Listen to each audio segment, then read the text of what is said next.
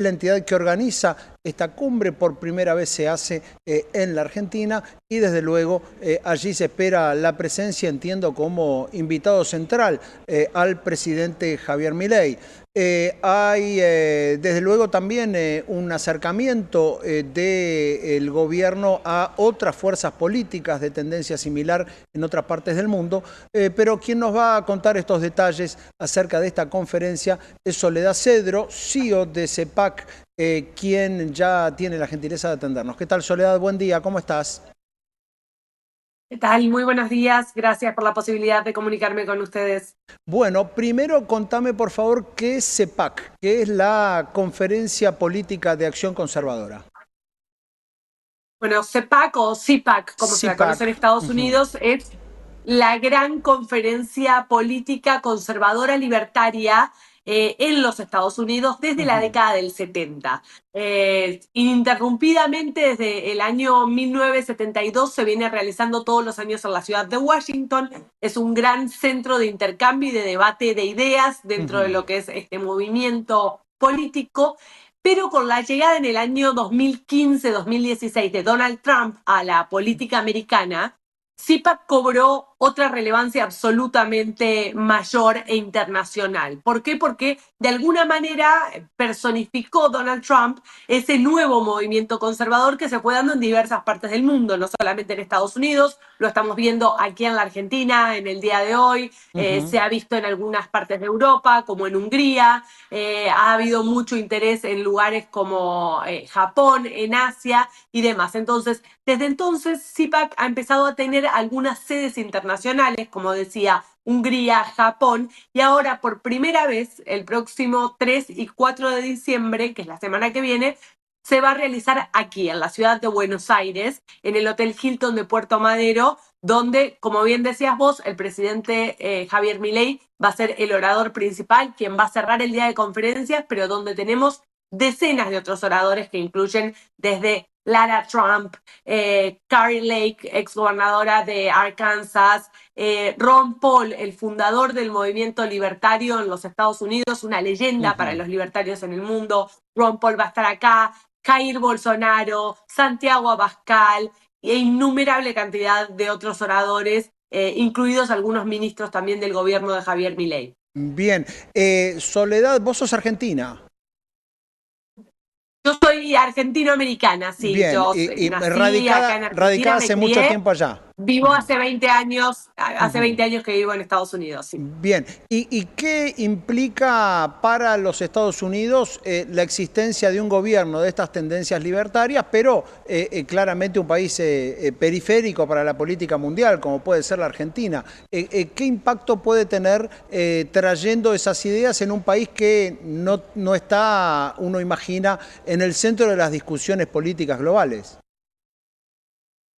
Sí y no, la A verdad, ver. porque, a ver, claramente Argentina no es uno de los socios principales de Estados Unidos, ni está en el top 5 o siquiera en el top 10 de las relaciones bilaterales con Estados Unidos, pero ante este nuevo gobierno de Donald Trump, con Marco Rubio como secretario de Estado, como la cabeza de toda la diplomacia del gobierno de los Estados Unidos, lo que esperamos es que haya un abordaje totalmente diferente a lo que es la política hacia Latinoamérica. Latinoamérica en general como región ha sido una región bastante abnegada para la política exterior de Estados Unidos durante las últimas décadas, te diría.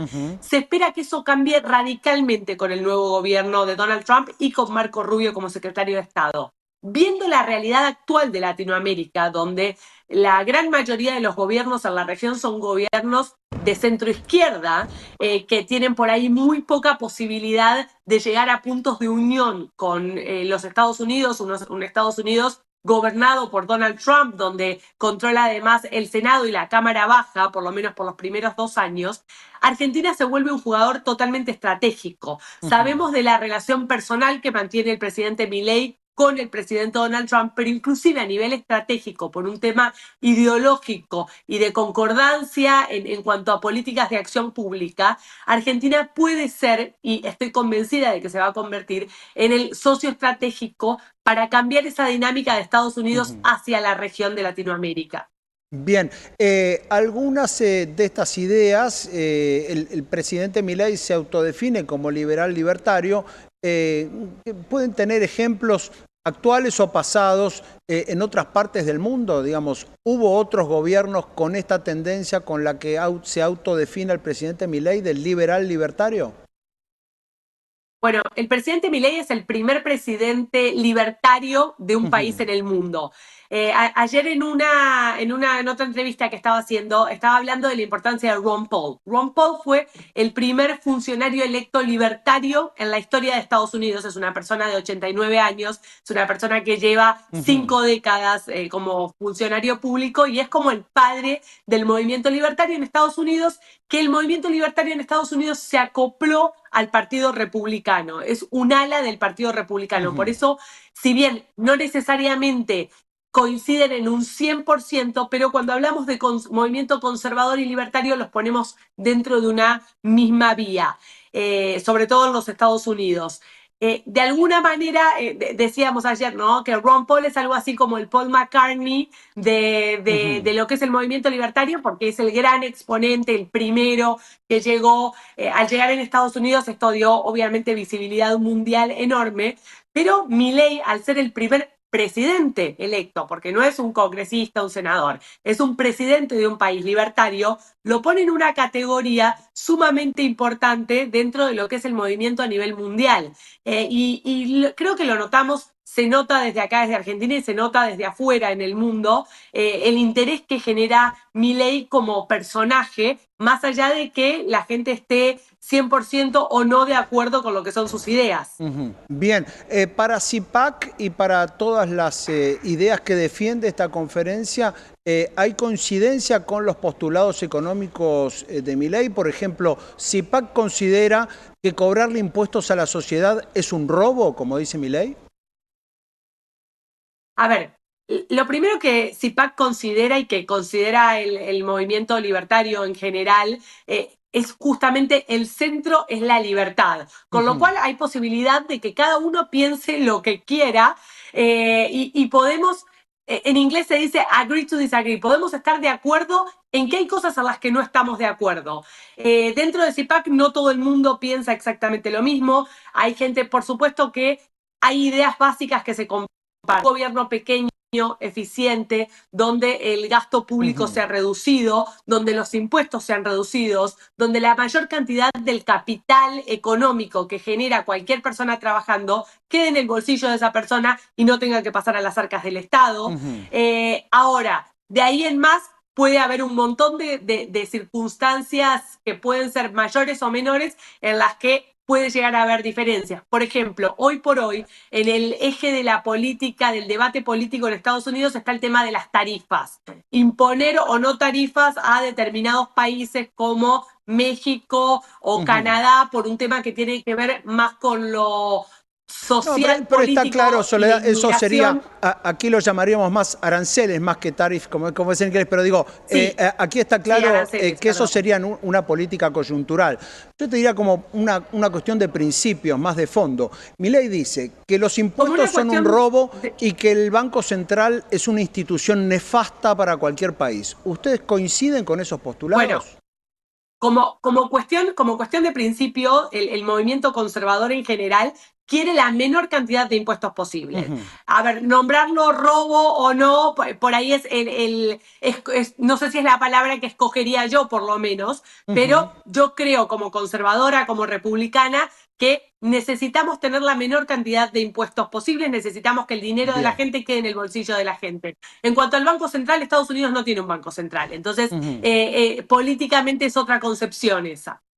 Bien, de acuerdo, pero digo, tiene también a la Reserva Federal con un esquema que funciona desde Tiene la hace Reserva Federal algunos que es siglos autónoma, ¿no? y con autonomía Sí, absoluta y también, por sí. supuesto, con potestades absolutas para emitir o dejar de emitir dinero. Digamos, está claro que allí es el Estado quien decide cuánto dinero se emite y cómo. Para mi ley, esa institución constituye una estafa.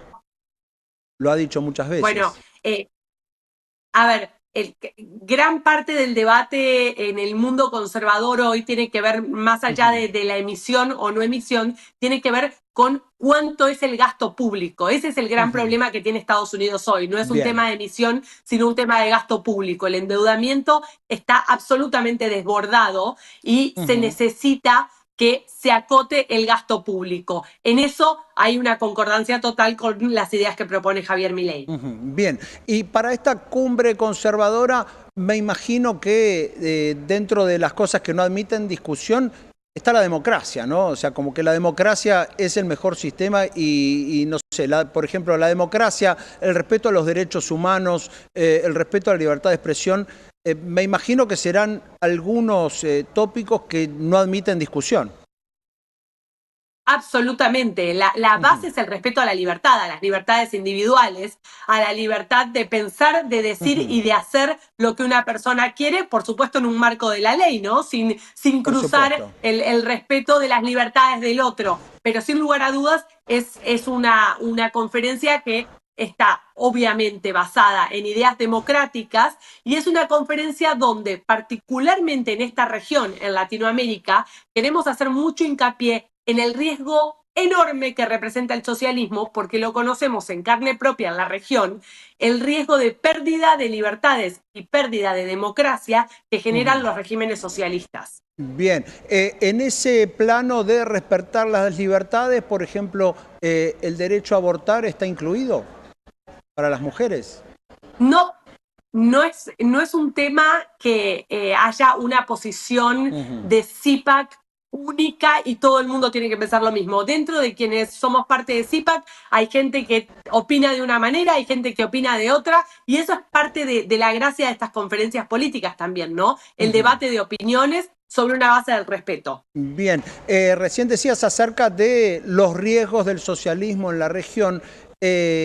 ¿Considerás que mismo en Estados Unidos hay riesgos en ese sentido? Por ejemplo, el presidente Milei llamó a Kamala Harris comunista días atrás. ¿Coinciden con esa visión? ¿Para ustedes Kamala Harris, una dirigente demócrata, o el Partido Demócrata en general, tiene posturas comunistas? El Partido Demócrata es un partido sumamente grande en Estados Unidos y hay un rango muy amplio. La realidad es que Kamala Harris pertenece a una de las facciones del partido que son las facciones más de izquierda, sin ser la mayor representante de la izquierda, porque eso le correspondería a Bernie Sanders o a algunos congresistas como por ejemplo Alexandria Ocasio-Cortez o Eamon Holland, que son claramente socialistas, son personas que defienden a Hamas, son personas que defienden la dictadura cubana, son personas que defienden la dictadura venezolana. O sea, estamos hablando de un extremo absoluto al cual Kamala Harris nunca llegó a ser tan extremista, pero que ideológicamente coincide muchísimo con esta línea del partido. Y gran parte de sus políticas públicas, si bien fue una campaña bastante pobre en cuanto a la cantidad de ideas que se presentaron, porque llegamos al día de la elección en Estados Unidos sin saber muy bien cuál era la propuesta política que nos hacía Kamala Harris, pero dentro de las pocas propuestas que hizo, presentó un plan económico bastante alineado con ideas socialistas, un plan económico donde había control de precios, un plan económico donde existía un endeudamiento desmedido por parte del Estado, un plan económico donde había cada vez más regulaciones y menos libertades para los individuos y las empresas actuar. Entonces, creo, y esto lo contesto a nivel personal, que nos salvamos, no sé si del socialismo como tal, pero de una tendencia muy izquierdista si hubiese ganado Kamala Harris. Bien, por último, Soledad, quiero preguntarte al margen de esta cumbre que se va